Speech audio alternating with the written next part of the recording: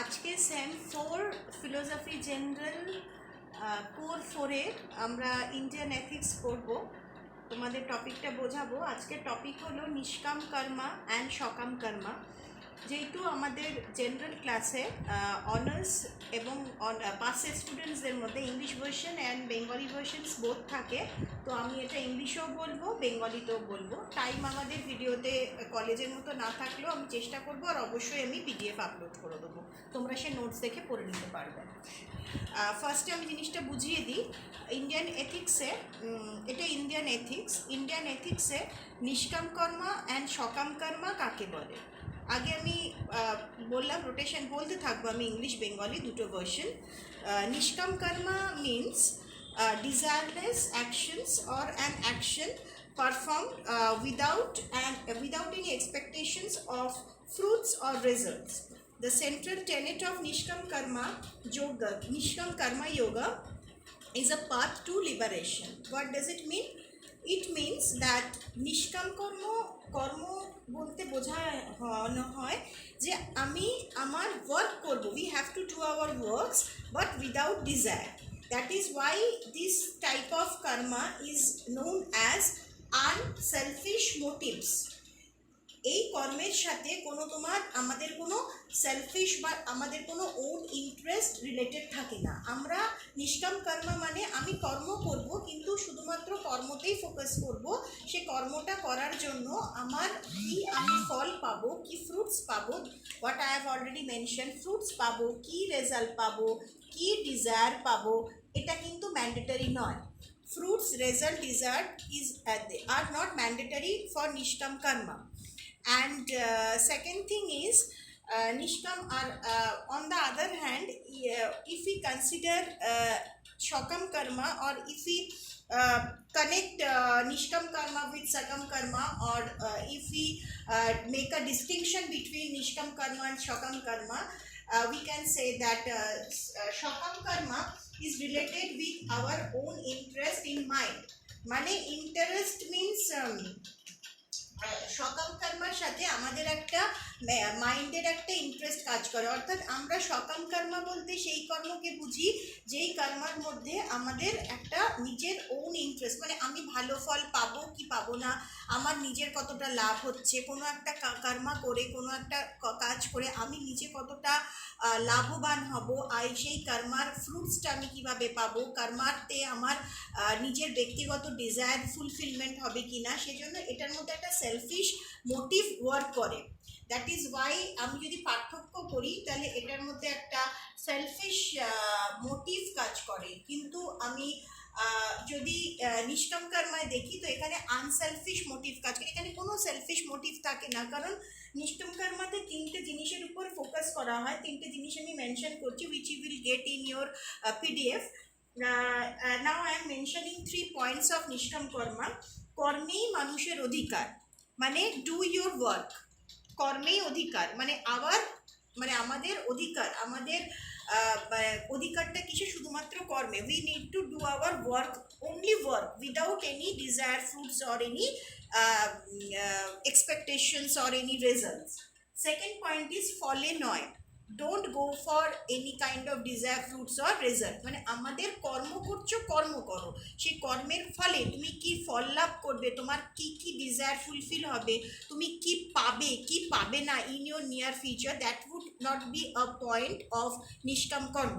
Number 3 point is ফলে নয় means ফলের আকাঙ্ক্ষা পরিত্যাগ করে কর্ম করো। অর্থাৎ নিষ্কাম কর্ম মেইন যে জায়গাটা নিষ্কাম কর্মের, সেটা হচ্ছে কর্ম করো, বাট সে কর্মের ক্ষেত্রে ফলের আকাঙ্ক্ষা, মানে আমরা যখন সাধারণত ইউজুয়ালি দেখবে আমরা যখন কোনো কর্ম করি, যে কোনো কর্মাতে আমরা লক্ষ্য করি আমাদের কোনো না কোনো একটা ডিজায়ারকে মাথায় রেখেই কর্ম করি। আমরা generally we all are human beings, so naturally আমরা কি করি, কর্ম করবার সময় আমরা নিজেদের ইন্টারেস্ট, নিজেদের লাভটাকে মাথায় রেখেই কর্ম করি আমরা প্রত্যেকে। কিন্তু নিষ্কাম কর্ম সেই জায়গাটা থেকে সরে এসে, এটা গীতা, মেইনলি গীতার কর্মযোগ থেকে আমরা এটা পাই। এই পয়েন্টটা খুব important, very very important point. এই আমার এখানে স্পেস কম, আমি মেনশন করেছি তো বোঝাচ্ছি বলে আমি তাই বলছি গীতার কর্মযোগ থেকে আমরা এটা পাই যে কর্মযোগ মানে নিষ্কাম কর্ম করছো মানে আমি কোনো রকম ফলের আকাঙ্ক্ষা রাখবো না, আমি ফলের আকাঙ্ক্ষাকে আমার desire of our actions, fruits of our actions, result of our actions এগুলোকে আমি বাদ দিয়ে আমি আমার কর্ম করব, দ্যাট ইজ হোয়াট নিষ্কাম কর্ম denotes. And on the other hand, shakam karma is always related with our own interest, what we will get from that karma, that is called shakam karma. And the third point of nishkam karma focused on the main thing, মানুষ যেন ফলের আকাঙ্ক্ষা নিয়ে কর্ম না করে, তাহলে ফলের আকাঙ্ক্ষা নেই বলে কর্ম ত্যাগ করো না। তারপর নিষ্কাম কর্ম তিনটে পয়েন্টে ফোকাস করে যে কর্ম করো, you have to do your work because this is karma yoga of Gita. তো কর্মযোগ মানে গীতা মানেই হচ্ছে কর্ম করো, কর্ম করতে হবে, you have to do your work. তুই কর্ম ত্যাগ করা নয়, নিষ্কাম কর্ম মানে কিন্তু নৈষ্কর্ম নয়, পয়েন্টটা খেয়াল করো। নিষ্কাম কর্ম মানে কামনা, চাওয়া পাওয়া, আশা আকাঙ্ক্ষা এগুলোকে ত্যাগ করে you just do your work. তুমি কি পাবে না পাবে দেখা যাবে, that is separate thing. Now do your work in a honest way, সৎ পথে কর্ম করো, ফলের আকাঙ্ক্ষা বর্জন করো। তুমি কি পাবে কি না পাবে তোমার সে পার্টিকুলার কর্ম, সেটাই নিষ্কাম কর্ম। অ্যান্ড কর্ম ফলের আকাঙ্ক্ষা নেই, দ্যাট মিনস কর্ম পরিত্যাগ করো, নট দ্যাট ফলের আকাঙ্ক্ষা নেই এবারে কর্ম পরিত্যাগ না, কর্ম তোমাকে করতে হবে।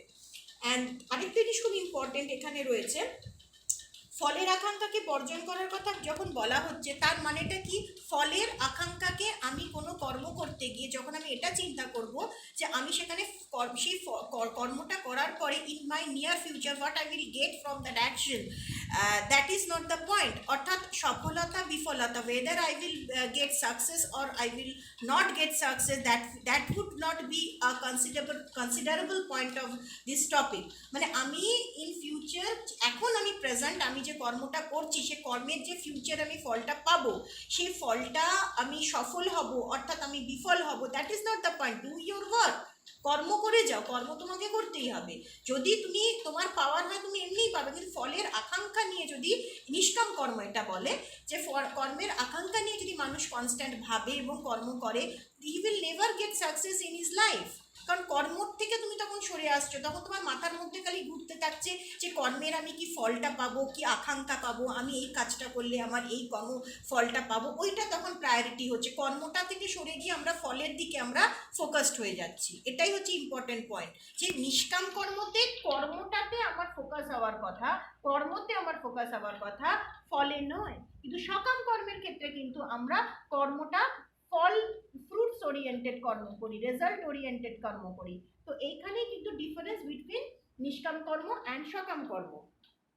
অ্যান্ড সেকেন্ড আরেকটা খুব ইম্পর্টেন্ট, সেটা হচ্ছে ঈশ্বরের সমস্ত নিষ্কাম কর্ম, যেহেতু কর্মের উপর গীতাকে ফলো করে করা হয়, কর্মের উপর ফোকাস করা। তো এখানে বলা হচ্ছে যে আমি কর্তা আমি ভোক্তা, এই ধরনের যে অহংকার, কারণ মানুষ যখন ফলের আকাঙ্ক্ষা ত্যাগ করে কর্ম করে তখন অটোমেটিক্যালি সে একটা অহংবোধ, মানে আমি কর্ম করছি, আই এম দ্য মানে মেইন পার্সন, আমি কর্তা, এই যে কনসেপ্টটা এটাকে ত্যাগ করতে হবে, যাকে বলে কর্তৃত্বাভিমান ত্যাগ করো।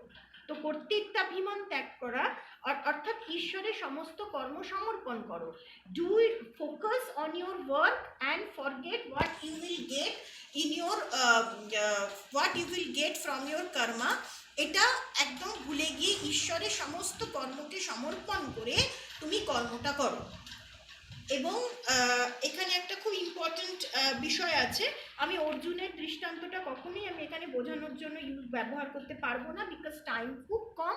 আমি এখানে শুধু বোঝালাম যে তোমাদের নিষ্কাম কর্ম এবং সকাম কর্মের কনসেপ্টটা কি, মানে কাকে বলে নিষ্কাম কর্ম, কাকে বলে সকাম কর্ম, কাকে বলে।